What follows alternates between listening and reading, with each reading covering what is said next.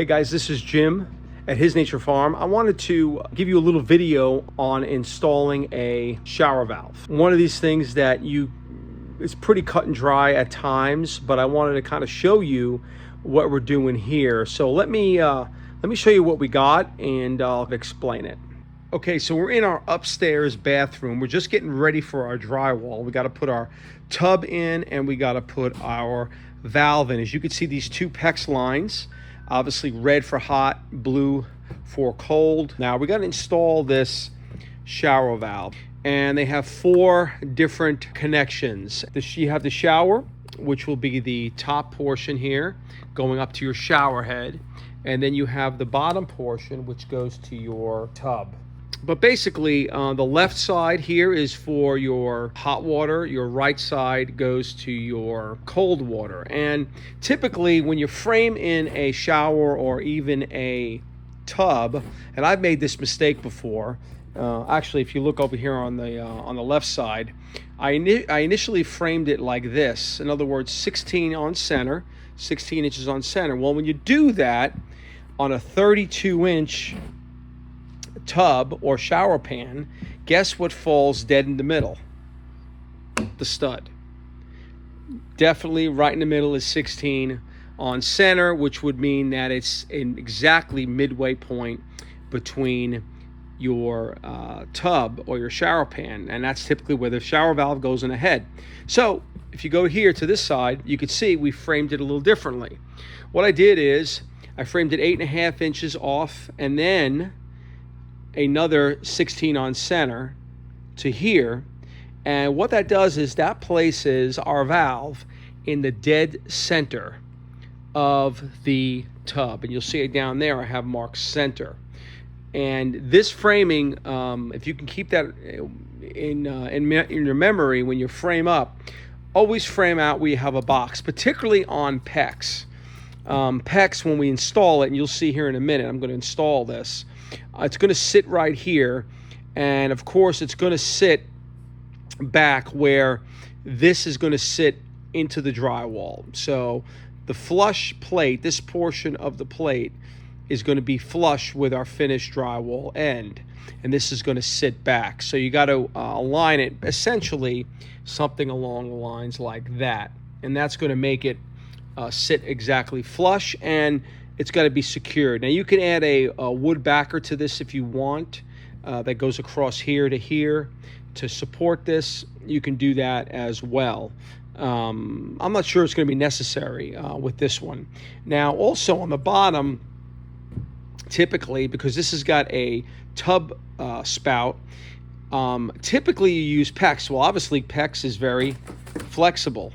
Well, you don't really want that for a spout. So we're going to use copper. This is one area that you're going to want to use copper in. Particularly, you don't want it flexible. And the reason why you don't want it flexible is because if it flexes, when it attaches, the spout attaches to the wall, you usually caulk around it. If it's flexible, what then happens is the caulk will pull away from the wall, and you'll get water behind there and everything. So you want that really firm. That's very important. So we're going to want to back that up with a piece of wood probably. And anyway, I'm going to show you how I do that. Real briefly too, our height. So if you see up there, that's where our shower head height is.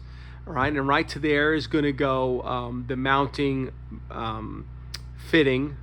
It's usually brass, and it affixes, or copper, excuse me, and it affixes to that support board, so the shower head isn't flopping around either. The height of this shower head is 78 inches off the bottom of the tub, or in this sense, 81 inches total. So 81 inches, that's the height of our shower head. And then down here, you have about 36 inches off the floor for our center of our valve. And then down here, the tub spout is usually about anywhere from 6 to 10 inches just to the bottom of the valve.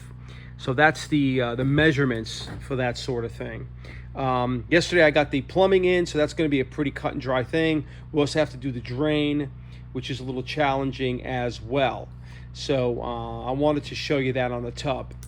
Next, I'm going to show you how I plumbed up the bathroom lavatory as well as the toilet. Okay, for the bathroom lavatory and the plumbing, in particular the supply lines, and of course the toilet supply lines, I want to show you this really briefly.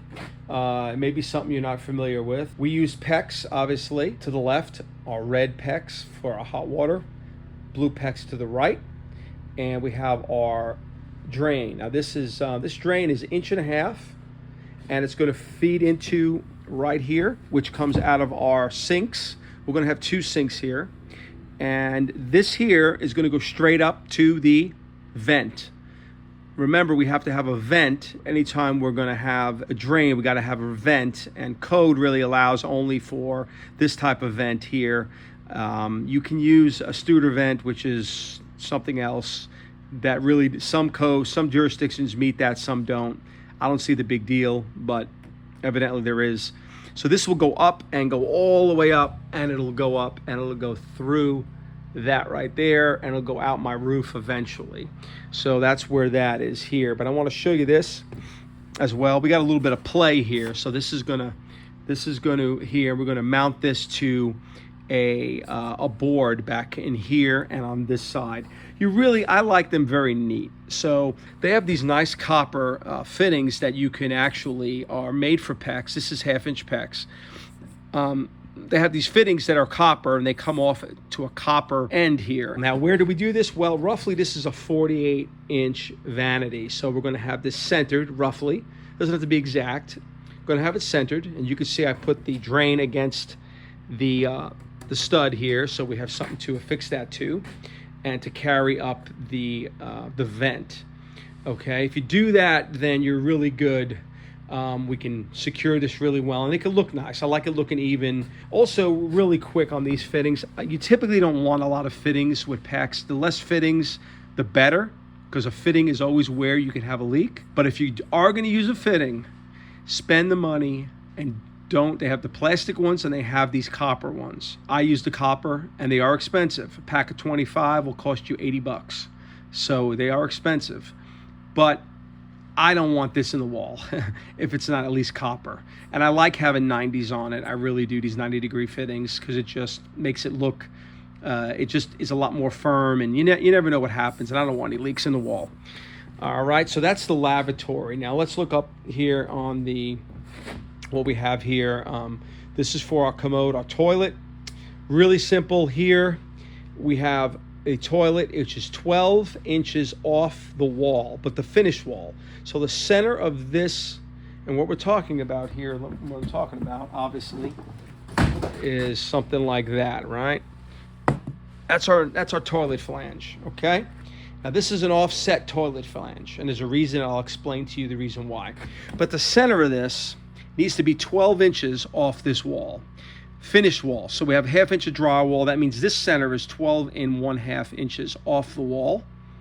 That'll put us right about there, probably somewhere in that vicinity.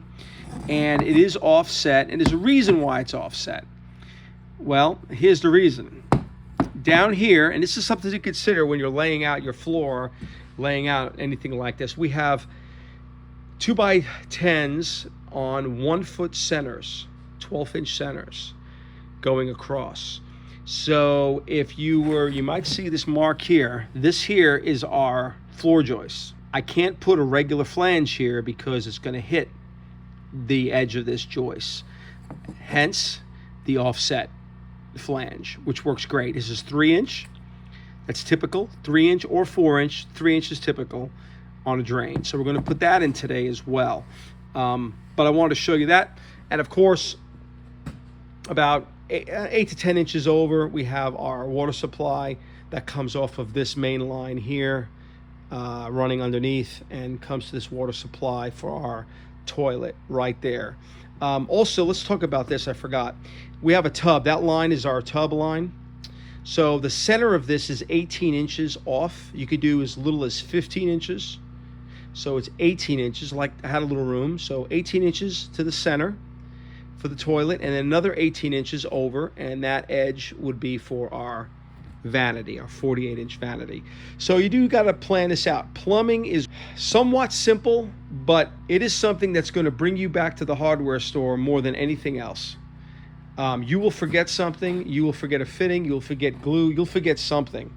And that's the way this stuff is. So planning is pretty good, but just know that you're going to have to be going back and forth to the store unless you are a plumbing warehouse and you have all these fittings.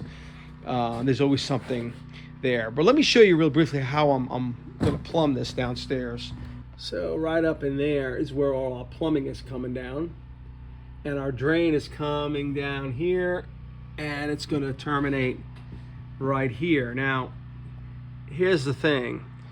We also have a toilet that's going to come in right about here, coming down, and we got to join this all together. Not to mention, right up in here, we have our drain for our shower.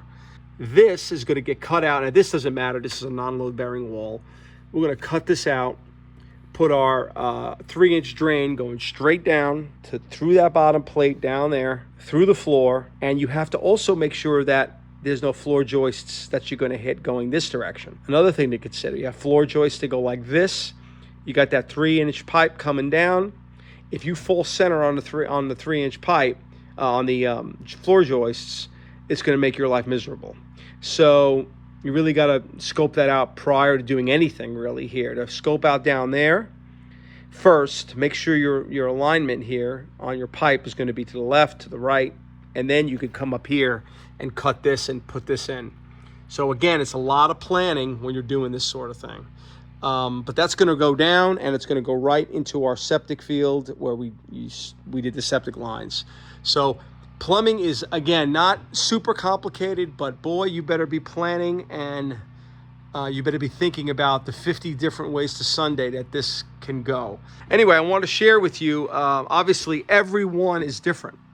It's something to think about when you do plumbing. Give yourself a lot of time. Don't rush. Use Schedule 40 pipe, meaning thicker pipe. Use primer, the blue purple primer. Use that on all your connections. Don't rush. Don't, at any cost, make sure everything is dry when you're putting it together. Do not have any water. I know they have the water glue that's waterproof. That's good for wet connections. But when you use glue, make sure that it's dry. You have the primer on first. Primer works great. Very important. You do not want to leak after the drywall's up. You can pressure test these things. You can do all that. I'm typically not going to do that. I don't have to have, I'm not under code here. I'm not under inspection, but typically they're going to want you charge the system with air, and you have a gauge, and you see if you have any leak down, to see if you have any leak in your drains. But that's not what we're doing here. But that's something that's good. It's a good idea. I feel pretty confident in the way we're doing our jobs here. So I hope you found some of this useful. If you have any comments, please give them. Maybe you have better ways, better things, something that I've missed.